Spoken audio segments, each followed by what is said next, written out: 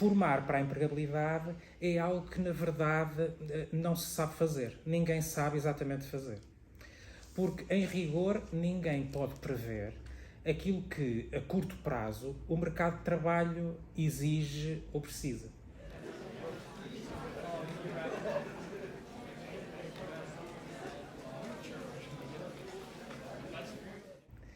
Eu recordo-me sempre nestas circunstâncias de uma história muito curiosa.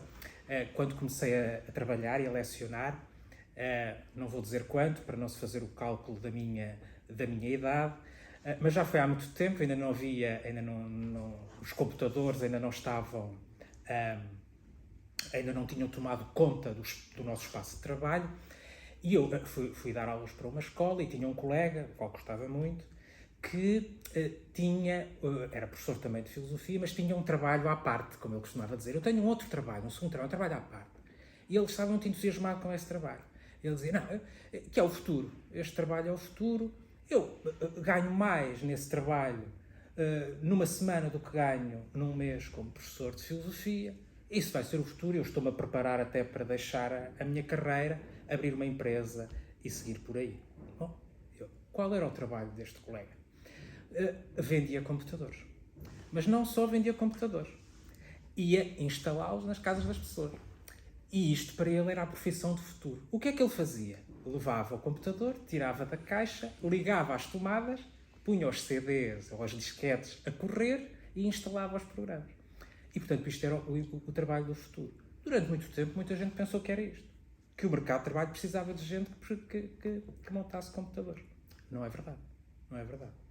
Quando apareceram os telemóveis, uma outra história muito engraçada, criaram-se várias empresas, nos Estados Unidos, etc., que tinham como única função telefonar às pessoas que tinham telemóvel, em determinadas horas. Porquê? Uma pessoa tinha telemóvel, começava a mostrar o telemóvel, nos primórdios. Punha o telemóvel num almoço de negócios, em cima da mesa. Se ninguém lhe telefonasse, era uma vergonha. Então havia empresas que contactavam com as pessoas, telefonando para aquele número, àquela hora, a pessoa fazia de conta que estava a falar, e isso, durante muito tempo, era um emprego de futuro. Era um emprego de futuro. O que é que isto significa? Significa que nós não conseguimos prever o mercado de trabalho. Então, como é que nós preparamos os nossos estudantes? Convencendo-os de que aquilo que lhes dá verdadeiramente poder e capacidade de encontrar trabalho não é uma formação excessivamente técnica, mas uma formação fundamentalmente humanista. Porque aquilo que está na base de um bom profissional é aquilo que dá poder a qualquer pessoa. E aquilo que dá poder é isto. Ler, escrever e pensar com complexidade. Isto é o fundamental.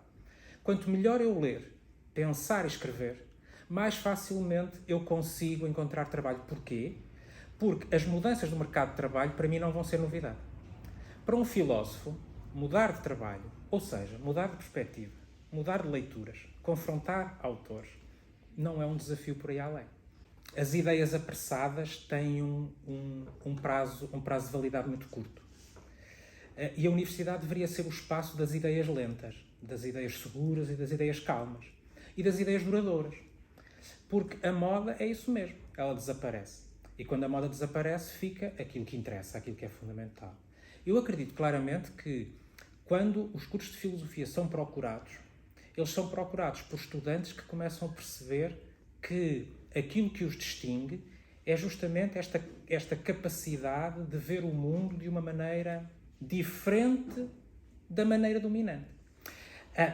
Mais uma história. Hoje estou cheio de histórias. Aqui há uns tempos, a refletir sobre estas coisas, pediram-me para escrever um pequeno texto e eu andei a fazer algumas investigações sobre esta questão justamente do para que é que serve hoje um curso, para que é que servem as humanidades no mundo contemporâneo. Era esta a grande questão, que para um filósofo é uma reflexão constante. Ou seja, nós estamos sempre a pensar sobre esse valor, porque é o nosso, digamos assim.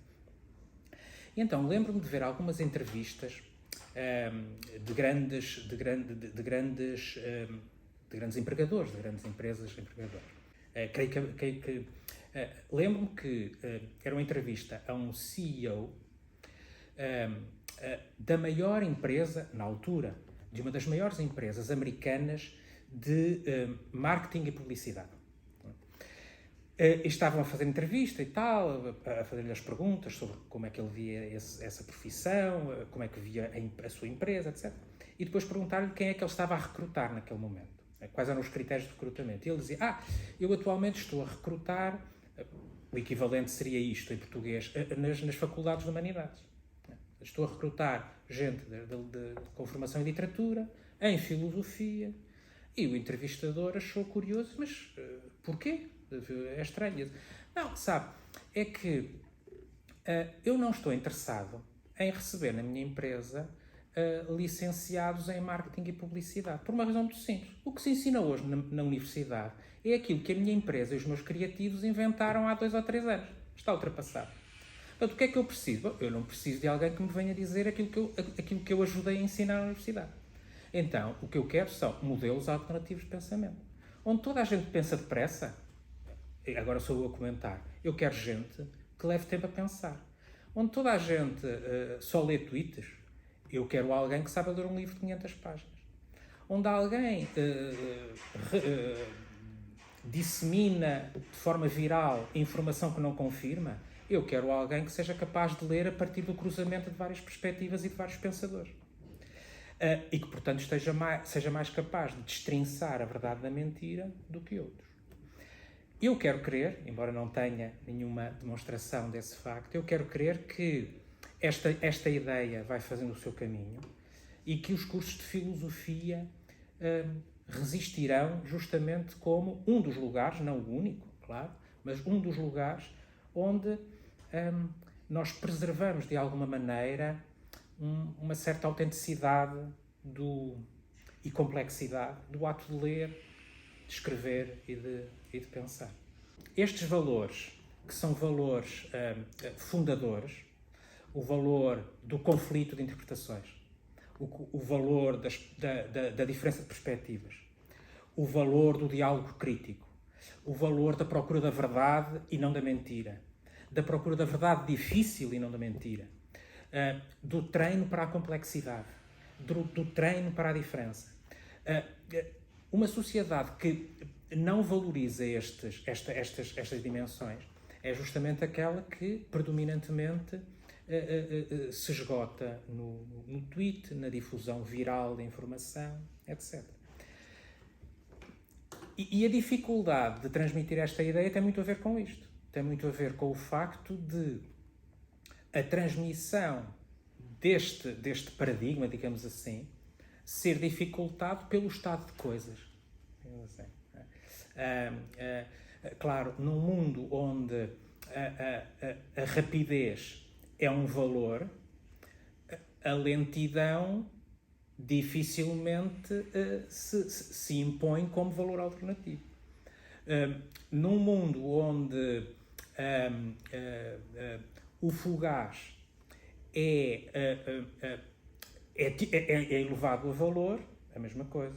Num mundo onde o valor do gasto e do descartável é um valor predominante, quando eu digo valor, não digo sequer um valor refletido, como se existisse um quadro de valores, mas é efetivamente aquilo que toda a gente aceita.